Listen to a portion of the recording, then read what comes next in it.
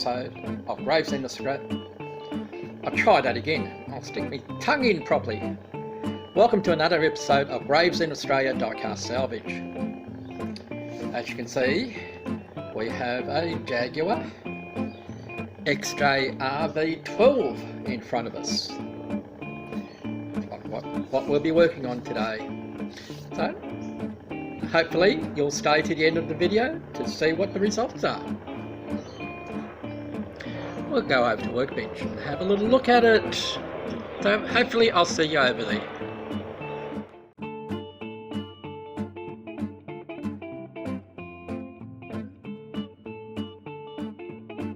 Welcome over to the workbench. So what we're playing with is a CDC detailed cars made in China, a 143 scale Jaguar XJR. It's got Yard 133 down the bottom. It's nicely detailed down the bottom. I hope to keep it that way. Tyres are all good on it. Does have tread on it, but the axles look a bit rusty, as you can see from that little shot there. It does have opening doors on both sides. Now this is heavily over painted, and the original colour used to be a red or Indian red colour. It does still have its taillights in there, as it still has its headlights in there, which is good. The screen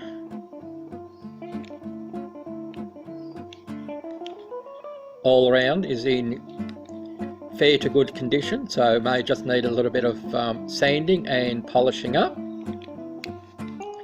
It does have a door card on both sides. That's a bonus. The door cards are blue in colour. On the camera it looks a grey, but it's a lightish blue, as part of the interior looks like.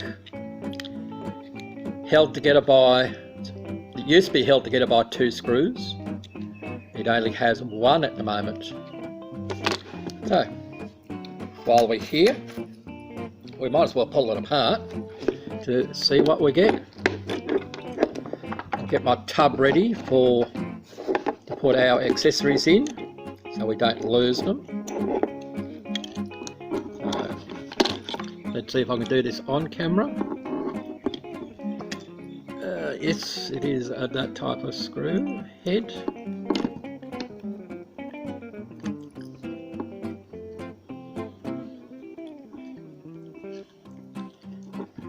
So there's the screw. We'll put it in the tub so we don't lose it. And like I said, the front one is missing, so we should be able to pull this base off. And there we go. I dare say the previous owner has repainted it, but that's fine. The interior will need a clean up. It's rather dirty. It does have a wood grain dash. Let's see if we can get it to focus in. It may focus, it may not. It doesn't look like it wants to focus for us. Sorry about that. Maybe upside down. But it's actually quite detailed, which is nice. So we'll do a clean up, and by the looks like it used to be a T-bar automatic.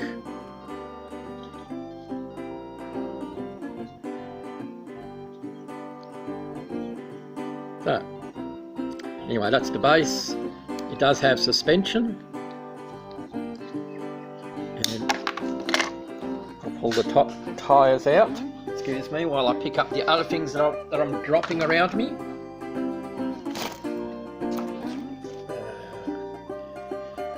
So tyres I'll sort out, and I'll have a look at it off camera to see whether that's rust or paint on there, but we will fix them up, so we'll put that in there. And again, it's spring suspension, and we shall try and get it out. There we go. That's paint, it's not rust. Okay, that makes it good. So we'll be able to clean them up fairly easily. We'll probably dip these into some Dettol to take the paint off there. As I suspected, it is a plastic base, and that's the base part of it. Like I said, this is the original colour, which is a I would say an Indian red. The glass, there we go, give it a good pop, and out she comes. Previous owner had glued it in by the looks of things with some glue.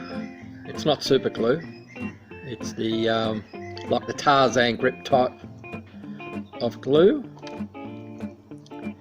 but the screen is in quite good order. A few scuffs, excuse me, bit of paint on the front corner there. Again, a bit of Dettol, let it soak. We'll get that out, which leaves us now our door. Now, these are attached by screws. I usually like to leave doors on my cars, so this might be the same case. It is missing the door mirrors on both sides, but we can do something about that. Apologies for my little stuttering. And by the looks of things, this thing may have had wipers. I don't know, but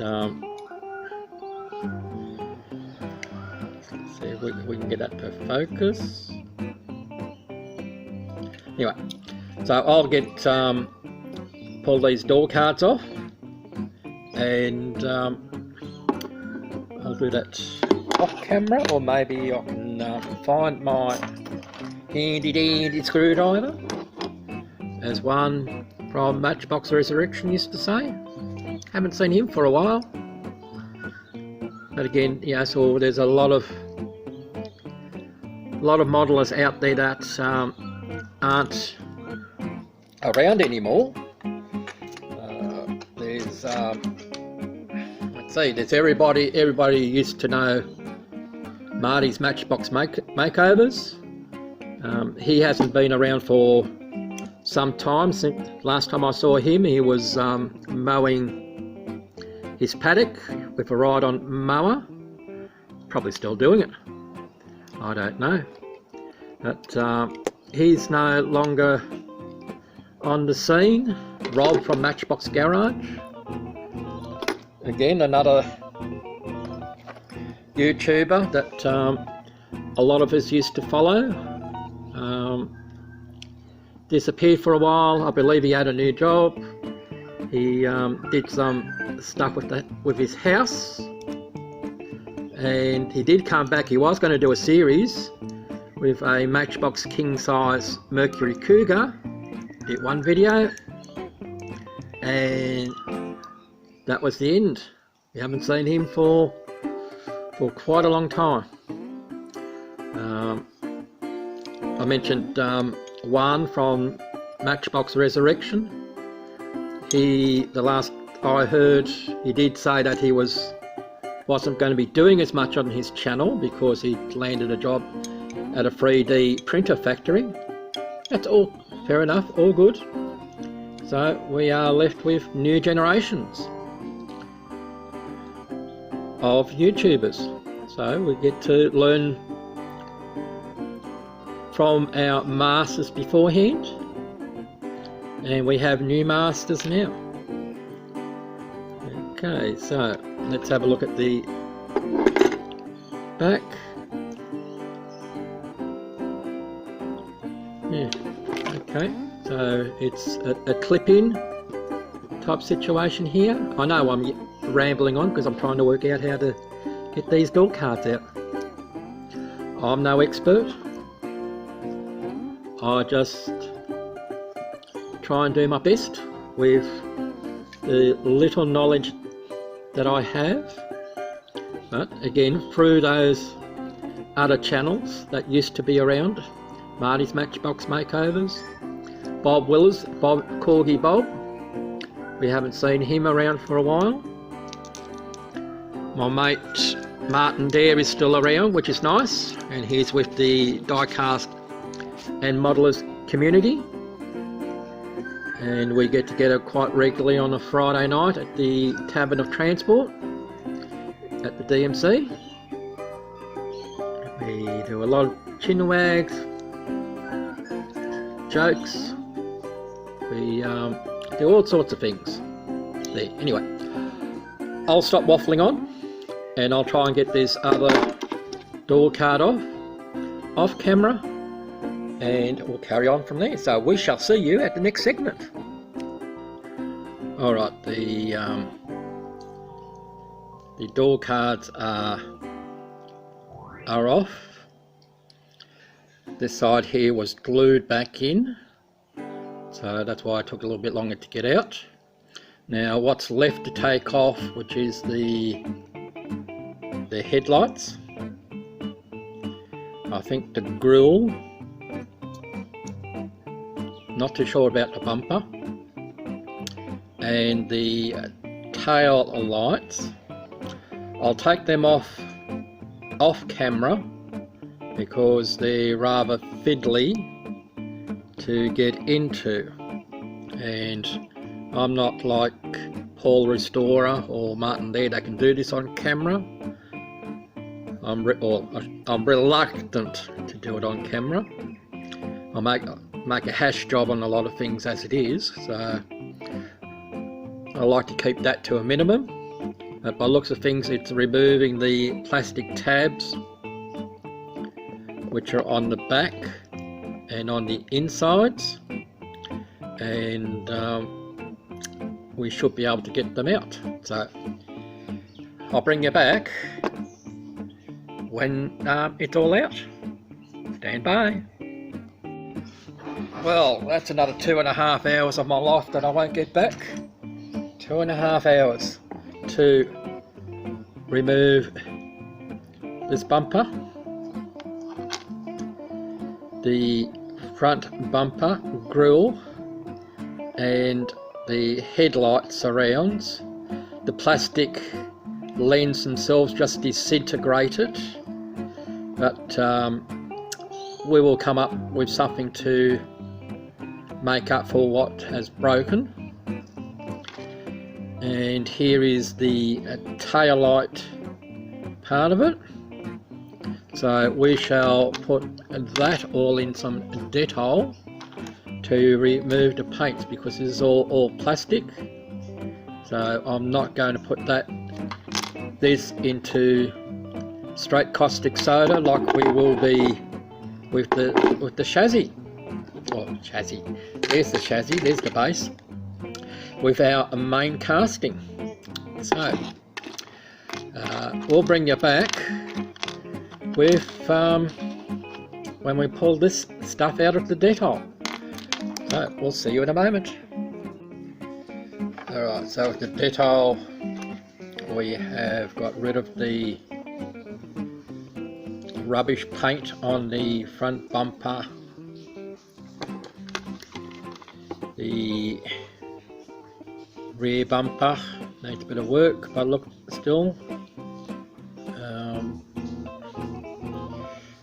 But it may pass it as it is. And of course the rear taillights now. So I'm going to paint these off camera. The interior has been cleaned. The tyres have been cleaned and washed. The axles have been given a bit of a scrub, so actually now it does roll. There we go. It does roll. So because it's intricate detailing, I will do that off camera, and we'll be back shortly because we have a date with some strippers. So we'll catch you in a moment.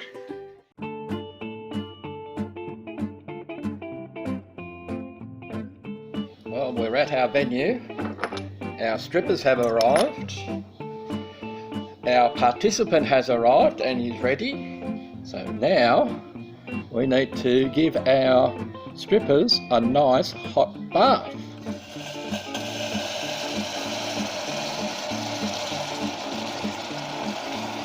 Again, I put, even though the instructions for the caustic soda say to put the hot water in after, put your hot water in and then your caustic soda, I generally like to put it in the other way around, for the simple reason that you can get to control the fizz. But we're not having much fizz today. So we will go through the old instructions, but this is some old caustic soda. Let's see.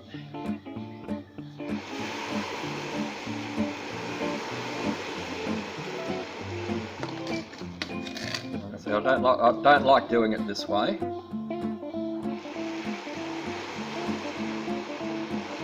Because you don't get the control of the fizz, so to speak. So we'll clean out the cup while we're at it. There's more fizz coming out the cup than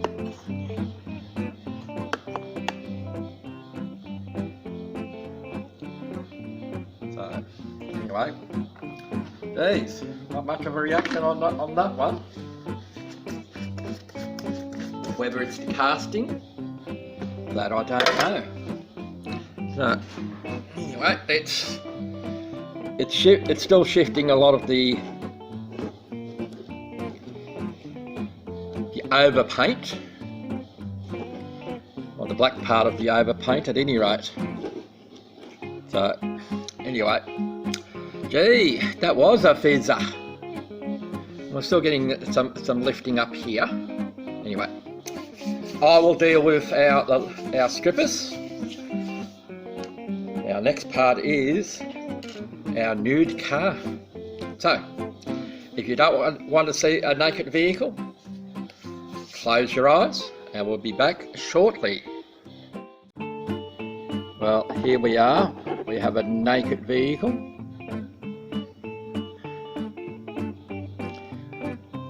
We've polished her up. Still has just a slight remnant of paint on there, or we'll work it on a little bit further. So she's ready for undercoat or primer, as some people might say, and we'll bring you back once that has been done. See you shortly. Sorry about that, ladies and gentlemen. I hope you didn't hurt yourselves when I accidentally knocked you off the camera. Anyway, here we have the Jaguar XJR in primer. So we need to put a base coat on, and then we're going to put a nice little colour on. So anyway, I will bring you back once the base coat is on and when we put the colour on, because all the procedures the same, so we only need to show it once, and we shall do it at the end. Now I could leave it this lovely gold colour that I've got on, that I have as a base coat, but she ain't staying gold. The way that these cameras work and the lighting doesn't give it justice, because this is a deep gold.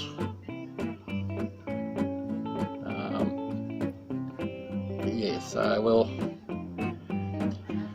if you have a look at the bonnet as it is now, that is the best colour to what I see in real life, what you're seeing on the camera. If you look at the bonnet, that is the best part of it. Not the bonnet itself, but the colour is what I'm trying to say. Because the reflection that the lighting is giving it, and it's the way that the camera is picking up the colour. So anyway, like I said, this is the base coat. I'll let that dry completely, and we shall move on to our colour, and that you'll see me paint. So you will see me shortly. I will see you. This will be another 12-hour wait. So catch you later. Bye for now.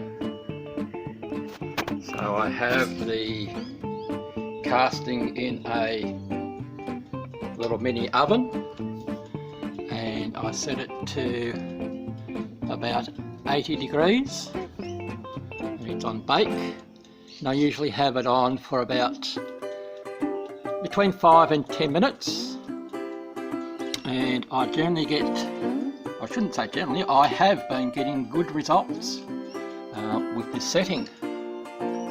So we shall, other things that I have to use, which will, for experimental purposes, microwave and a hot plate. But at the moment we're using this oven to bake the paint. So we'll see you when we're painting the colour.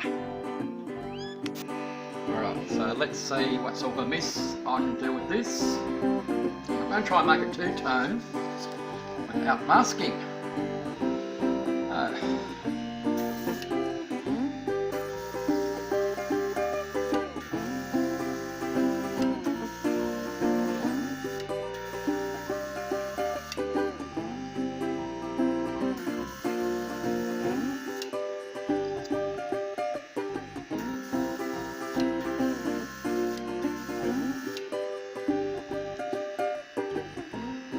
Balance again.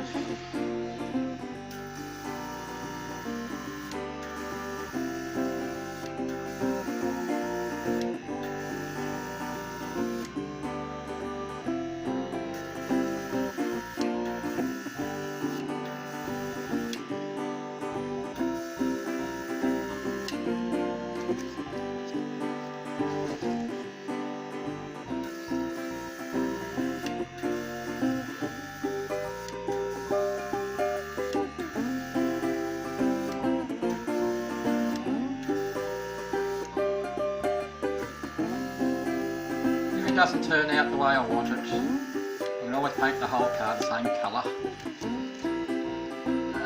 Let's see if I get my fingers around.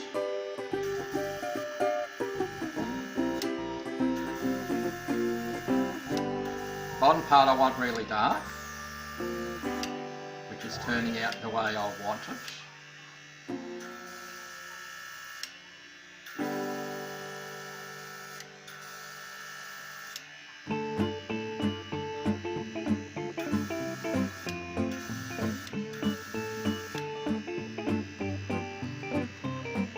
Get my fingers to come around properly.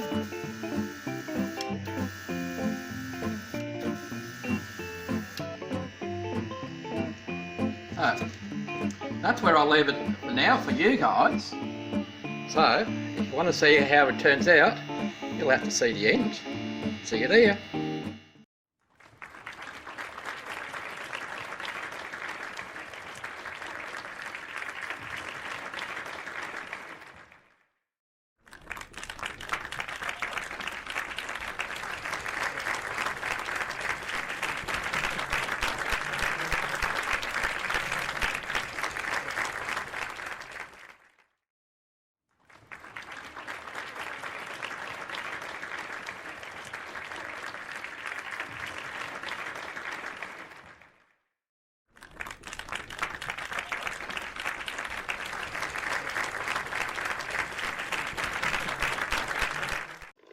And here is our reveal of our Chinese-made dream cars, Jaguar XJR V12. She was heavily overpainted. We've stripped the paint, pulled everything apart. We've refurbished the tyres a little bit. We've repainted the front and rear bumpers. We have glass headlights now.